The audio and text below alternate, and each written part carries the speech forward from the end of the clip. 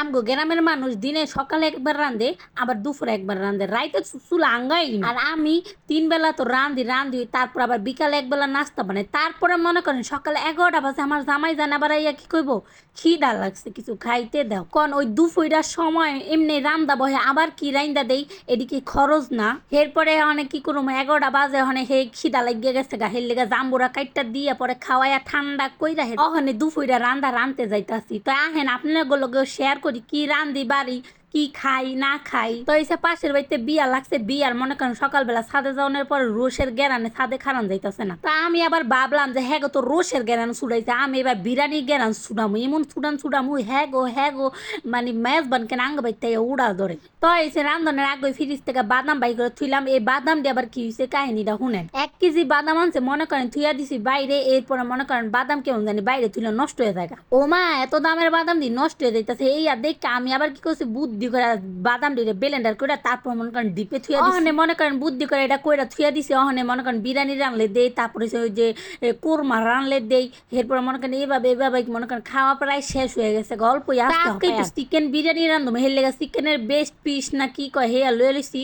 এখান আমার পোলায় আবার আইছে আমার একটু সোহাগ আদর করতে, কইতাছে আম্মু আম্মু আম্মু বি কেয়ারফুল, আম্মু বি কেয়ারফুল। আমি বললাম ঠিক আছে তুমি দূরে যাও, আমি এখানে কাজ করছি, আমাকে ডিস্টার্ব করো। এখানে খুবই রিস্কির জায়গা, বটি আছে, তুমি ঘরে চলে যাও, গিয়ে তোমার হোমওয়ার্কটা শেষ করো, আমি রান্না করে তারপর নিয়ে আসছি। তো আমি মনে করেন পোলার এলা হ্যান্তে সরে এলা পিঁয়াজ দিনি কাটা ধরছি। পোলা পাইনের সামনে তো পিঁয়াজ কাটন যায় না, তোকে এমনি বড় মানুষে থাকতে পারি না, আর পোলা পাইন কেমনে থাকবো।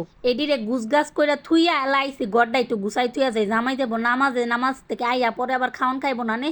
তো হ্যান্দাইছে গড় দুয়ার গুইজা ঝাড়ু মারু দিয়া তারপর মনে করেন গিয়া মুইসা এরপরে আমরা দুপুরে রান্ধতে। এই গড় দুয়ার গুছের না কথা কই না, পোলা পাইন না ঘর না গুছে আর রাখন যায় না। এই মনে করেন গিয়ে একটু পরপরই বুড়া জায়গা ঝাড়ুটা মনে করেন হারা দিন ওই দিতই থাকি।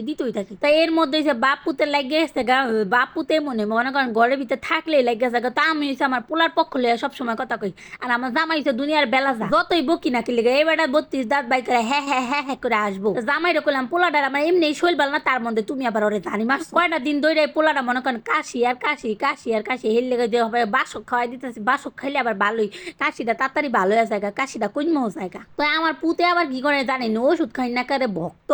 তাই বাপের কইলাম যে ওই ওরে নিয়ে গোসল করে হেপরে দুইটাই মিলে নামাজে যাও, আমি এলা দুপুরে রান্দা বহাই। বিয়া বাইতে তো খাই না সময় হয়ে যাইতেছে, আর আমি এখন তো চুলাই আঙ্গাই নাই, কোন সময় রান্ধুম কোন সময় খামু। তাই সুন্দর করে মুরগির মাংস দিয়ে কাইটটা তারপর লবণ দিয়ে একটুখানি হলুদ দিছি বুঝছেন, আলুর সাথে মিক্স করে ভাজ্যা লইছি মাংসটি সুন্দর করে। আমার আবার মনে করেন গিয়া বিরিয়ানি তালু না দিলে ভাল লাগে না, কেমন জানি লাগে না, মানে মনে হয় কি গুস্ত সারা রাঁধছি। আর ওই চুলাই দেখছে না একটু নিচে কচু শাক ভাজি করুন, কচু শাক মনে করেন কালকে সিদ্ধ করে থুয়ে দিছিলাম, ওটাই হালকা একটু বাগার দিম। ওটা আপনাকে দেখাইলাম না, কারণ কড়াইটার একটা আতা ভাঙ্গা হেললে গাছ দেখাইতে একটু কেমন জানি লাগলো বুঝছেন। যাই হোক সুন্দর করে ময় মশলা কষাই এবার হচ্ছে দিয়া তারপর হচ্ছে গিটুনি দুধ দিমু, টক দই ঘরের ভিতরে নাইকা হেললে দুধ দিয়ে কাম সারম, একটু লেবু সিপ মেটা দিন না, আর একটু চিনি দিয়ে দিলে তুই দেবো। অনেক লেবু তো আমি সিপ মারলাম, আপনারা একটু চ্যানেলে সাবস্ক্রাইব বাটনটা সিপ মেটা দেন, মানে একটু টিপ দা দেন, তাইলে তো হয়ে যায়। আর লাইক বাটনে আস্তে করে একটা টিপ দিয়ে দিন, বেশি জোরে দিন না, তাইলে আবার লাইক বাটন উঠতে যাবো। তাই হ্যাঁ আমার বিরিয়ানি কিন্তু প্রায় হয়েই গেছে, গাও হয়েছে একটু হালকা দম দিতে হইব বুঝছেন। এর লেগে একটা তাওয়ার মধ্যে